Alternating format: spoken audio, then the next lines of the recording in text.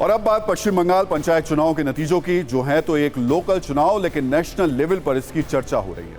चर्चा इसलिए भी ज्यादा है क्योंकि इस चुनाव में अब तक 49 लोगों की मौत हो चुकी है और एक बार फिर से ममता बनर्जी ने यह साबित कर दिया कि पश्चिम बंगाल में फिलहाल टीएमसी का कोई राजनीतिक विकल्प नहीं है। लेकिन इस सफलता में दाग भी है और सवाल भी हैं। वो दाग क्या है और सवाल क्या है, इस पर बात करें उससे पहले आज के नतीजों को देख लेते हैं। पश्चिम बंगाल ग्राम पंचायत के नतीजों में टीएमसी 43,264, बीजेपी 9,852, लेफ्ट कांग्रेस 5,761 और अन्य 2,933। यानी आप कह सकते हैं कि टीएमसी एक तरफा जीत रही है। कुछ ही जगहों के नतीजे अब बाकी हैं। टीएमसी ने पिछली बार की तरह इस बार भी रिकॉर्ड तोड़ जीत दर्ज की, जबकि पश्चिम बंगाल पंचायत समिति के नतीजों में TMC 7,244, BJP 1,014, Congress 466, left Congress 466 और अन्य 308। ग्राम पंचायत की तरह पंचायत समिति में भी टीएमसी के सामने कोई नहीं है। लेकिन यह भी एक सच है कि बीजेपी ने लोकसभा विधानसभा की तरह पंचायत चुनाव में भी लेफ्ट और कांग्रेस का स्थान ले लिया है। जिला परिषद के नतीजे की बात करें तो अभी तक की जानकारी में 20 सीटों में से सभी 20 सीटों पर टीएमसी के ही उम्मीदवार आगे हैं या फिर जीत चुके हैं। टीएमसी 20, बीजेपी 0, कांग्रेस 0, लेफ्ट और कांग्रेस 0 और बाकी अन्य तो कहीं हैं। अगर पिछले चुनाव से तुलना करें तो टीएमसी को ठीक ठाक फायदा दिख रहा है। 2018 में टीएमसी को 38,118 सीटें मिली थी। इस बार पिछली बार की तुलना में ज्यादा 43,264 सीटें मिली हैं।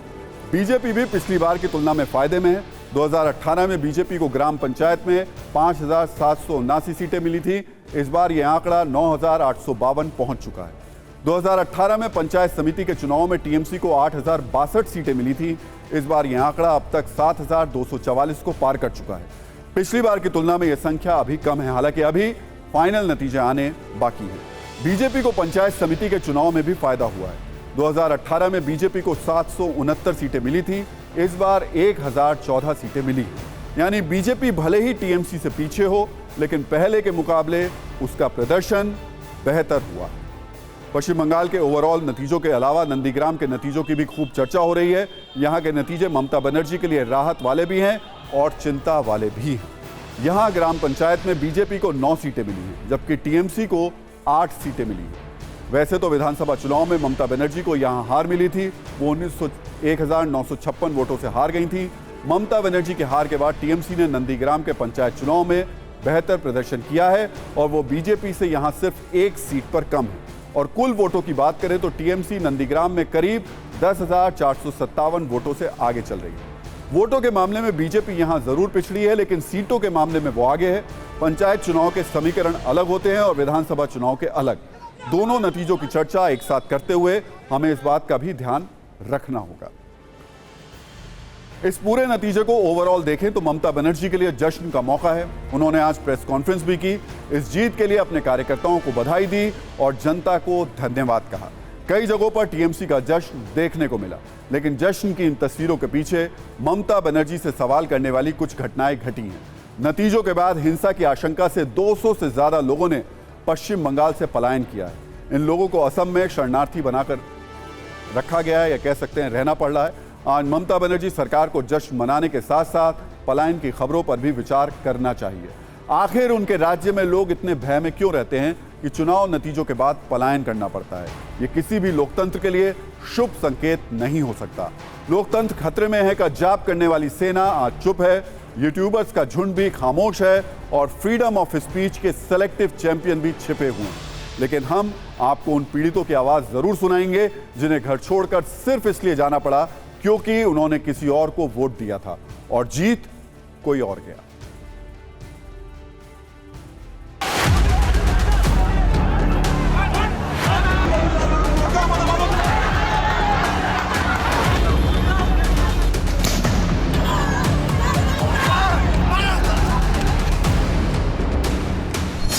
इतना ही आपको बताना चाहता हूँ कि पश्चिम बंगाल से करीबन 150 लोग शरणार्थी आसाम में कल आए हैं। वो लोग यही बताए हैं कि पंचायत चुनाव का कारण जो हिंसात्मक घटने हुए हैं उनका कारण ये लोग भयभीत होते, आक्रांत होते आसाम तक आया है।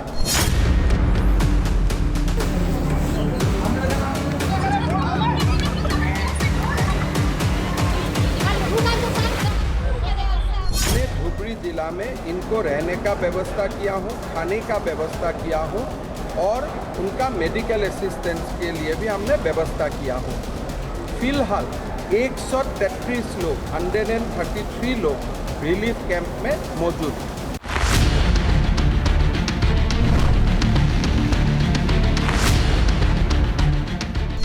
एगारोटा पर्यন্ত ভোট ভালো ভালো চললো। 11টা বাজতে ওরা তাণ্ডব চালালো কি ওই বুগুদের মধ্যে আমাকে ঢুকতে দেয় মানে লাইন থেকে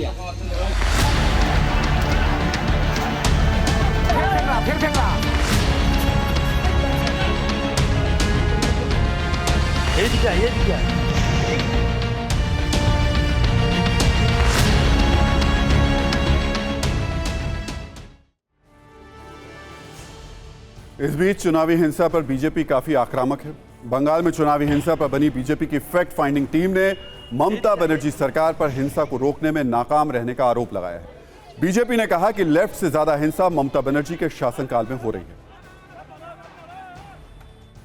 34 years of left misrule, arrogance, despotic, ugly, cruel, उसको आप हरा के आए।